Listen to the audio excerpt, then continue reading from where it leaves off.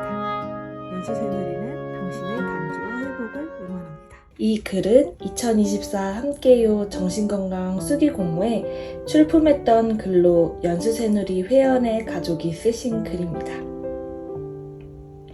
우리 가족의 버팀목인 당신. 저희 남편은 알코올 중독자입니다. 하지만 지금은 우리 가족의 버팀목입니다. 처음 남편을 만난 건 31년 전이었습니다. 그 당시 30살이었던 저희 남편은 참 착하고 자상한 사람이었습니다. 그러다 어느 정도 시간이 지난 후 남편이 술을 먹으면 사람이 달라지는 것을 알게 되었습니다. 그래도 내가 사랑하는 사람이어서 결혼을 결심하고 행복할 거라는 믿음을 가지고 신혼생활을 시작하였습니다.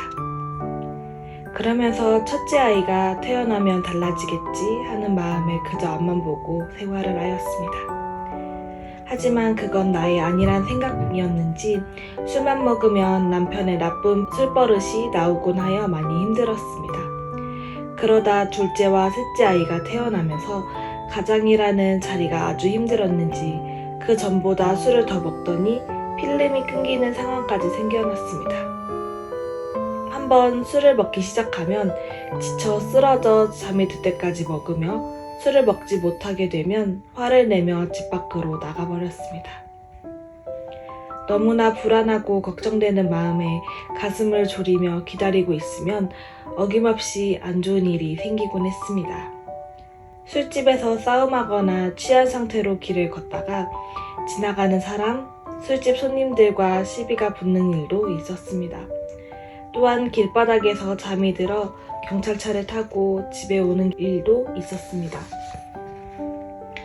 속상해서 남편에게 싫은 소리를 하면 아이들도 두려워할 만큼 폭력적인 모습으로 변하여 집 밖으로 도망친 적도 있었습니다. 아침에 일어나 지난밤에 있었던 상황을 돌이켜보면서 자기 자신이 만들어 놓은 상황에 속상해하는 남편을 볼 때마다 아무런 도움을 줄 수 없는 저 자신이 괴로웠습니다. 그렇게 시간이 하염없이 흘러가던 중 남편에게서 이제는 이렇게 살 수 없다며 단주를 할 수 있는 시설에 다녀보겠다는 말을 들었습니다. 그곳은 바로 연수새누리 정신재활시설이었습니다. 저는 반신반의하면서 당신이 원하면 한번 시도해보라고 말하였습니다. 처음에는 아주 힘들어하였지만 잘 이겨내고 있기에 남편의 새로운 모습에 혹시 하는 마음으로 기대도 해보았습니다.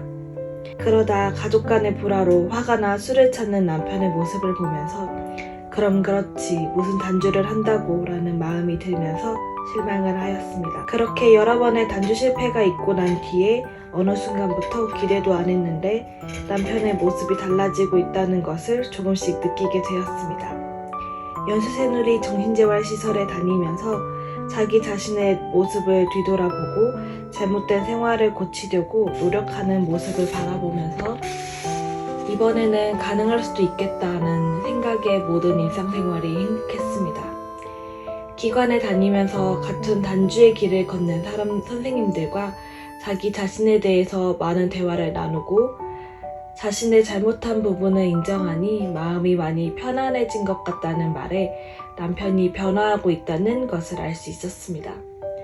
선생님들과 상담도 많이 하고 문화치유 활동 등 각종 활동, 더 나아가 회복자 자원봉사도 하면서 너무나 밝아진 남편의 모습을 보니 정말 큰 노력을 하고 있다는 생각이 들었습니다.